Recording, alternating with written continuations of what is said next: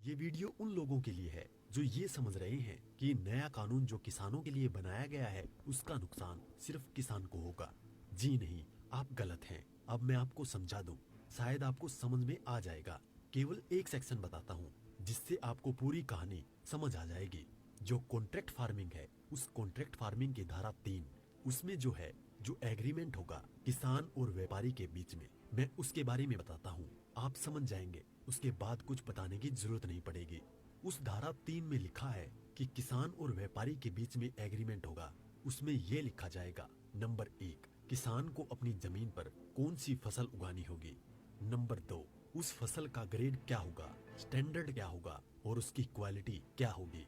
Number 3, उस फसल को उगाने के लिए जो बीज होगा, जो खाद होगा, जो कीटनाशक होंगे, जो मशीनरी होगी, जो तकनीक होगी, उसे वो व्यापारी जिसके साथ समझौता हो रहा है वो देगा।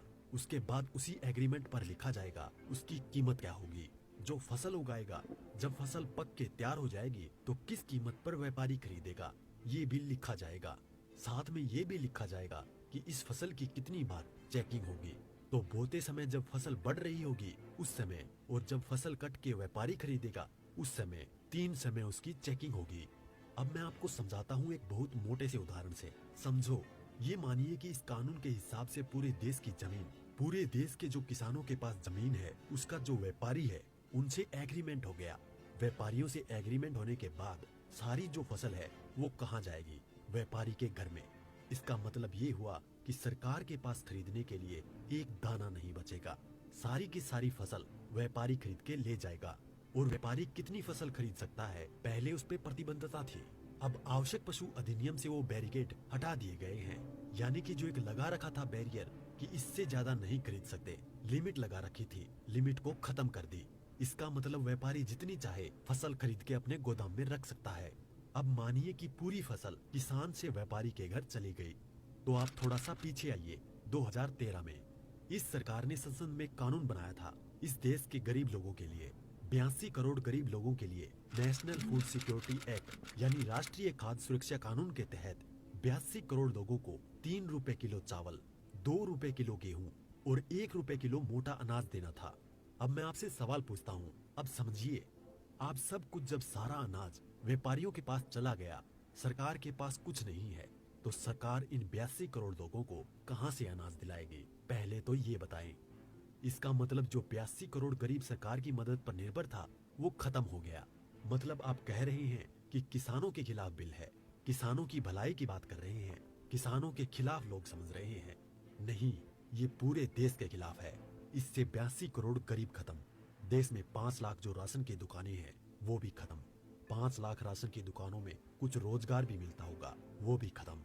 अब इसके बाद आप आ जाइए कि जब किसान को सारी चीजें, जो खाद भी है, बीज भी है, कीटनाशक भी है, मशीनें भी हैं, तकनीक भी है, वो व्यापारी जिससे समझौता हुआ है वो ही देगा। तो जो व्यापारी ये काम करते हैं, कोई खाद बेचता है, कोई बीज बेचता है, कोई मशीन बेचता है, तो कोई कीटनाशक बेचता है, वो व्यापारी भी खत्म। तो आपने व्यापारी खत्म कर दिए, गरीब मजदूर खत्म कर दिए, और किसानों को आपने बंधक बना दिया, मजदूर बना दिया, गुलाम बना दिया। कैसे? अब मैं बताता हूँ। जब किसान की जमीन पर एग्रीमेंट हो गया तो किसान चाहकर भी अपनी जमीन में मानो मक्का बोए हुए है, मक्के से एक बूटा तोड़ के नहीं खा सकता। आज की तारीख में तो खेत में जाओ और एक नहीं 10, 20, 50 जितने बूटे तोड़ के खाने हैं खाओ, खूब सेक के, रिश्तेदारों को भी ले जाओ। साथ में गन्ना अगर बो रखा है, एक गन्ना नहीं खा सकता। क्यों? क्योंकि व्यापारी से समझौता है। अगर एक गन्ना टूट लिया तो फिर उसके बाद व्यापारी से लड़ते रहो, आप एसडीएम के यहाँ, एडीएम के यहाँ। मतलब ये है कि अपनी ही जमीन पर किसान अपने लिए, अपने बच्चों के लिए अगर मन करता है, जो फसल किसानों ने उगाई है, किसानों की मेहनत है, उसमें से एक दाना नहीं ले सकता। ऐसे कानून का क्या करेगा किसान? और इस कानून ने व्यापारी खत्म कर दिया, इस कानून ने मजदूर खत्म कर दिया, और साथ में जो किसान है, किसान को इतनी भी मोहलत नहीं दी गई। आज की तारीख में तो किसान किसी भी जगह से दूर जाकर, यहाँ से ठीक नहीं मिला तो वहां से ले, वहां नहीं मिला तो वहां से ले, यहाँ से कम नहीं मिला तो यहाँ से ले, खाद और बीज अपनी मर्जी से ले सकता है। इसके बाद नहीं, इसके बाद तो व्यापारी ही देगा। इसका मतलब ये हुआ कि चंद व्यापारियों के हाथ में पूरा देश जाने वाला है। और जब व्यापारी के साथ में समझौता हो गया तो कोई भी बैंक किसान को लोन नहीं देगा। इसका मतलब ये हुआ कि अगर उसे पैसे चाहिए किससे लेगा? एक ही रास्ता बचा है, उस व्यापारी से। तो सरकार कहती है कि जमीन नहीं जाएगी, तो ऐसे जाएगी जमीन। और उसी व्यापारी से जब वो कर्जा लेगा, धीरे धीरे कर्जा बढ़ता चला जाएगा और कर्जा बढ़ता चला जाएगा, व्यापारी का ब्याज बढ़ता चला जाएगा। लिहाजा जो किसान है अपनी ही जमीन उस व्यापारी को बेचने पर मजबूर हो जाएगा। अब थोड़ा सा पीछे जाओ, आपको ले जाता हूँ 1947 से पहले। उस समय क्या था? इस देश में जो साहूकार होते थे वो ऐसे ही करते थे। किसान को पैसा दिया, वो पैसे पे इतना ब्याज पर ब्याज पर ब्याज पर ब्याज किसान की पीढ़ियां गुजर जाती थी, कर्ज नहीं उतरता था और सारी जमीन जो है वो साहूकार के यहाँ पे चली जाती थी। मदर इंडिया और धर्मेंद्र जी की गुलामी जैसी फिल्में देखें आप। और अगर पढ़ना हो तो गोदान पढ़ो मुंशी प्रेमचंद जी की। पहले वो अपनी ही जमीन पर बंधुआ मजदूर बनेगा, उसके बाद में अपनी ही जमीन बेच जाएगा। ये है इस कानून का परिणाम जो आगे तक नजर आता है। इसलिए ये कानून पूरे देश को तबाह करने वाला है। अब एक चीज और रह गई, उसे भी बता दूं।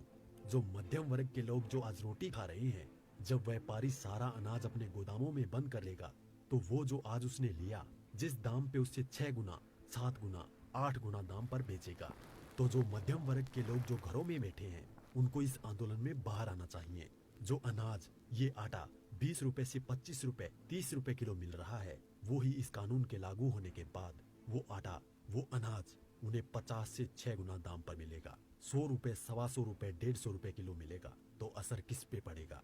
एक भी व्यक्ति नहीं बचेगा जिस पर इस कानून का असर ना पड़े। इसलिए मैं कहता हूँ कि ये किसानों के विरोध में नहीं है, देश को तबाह और बर्बाद करने के लिए है।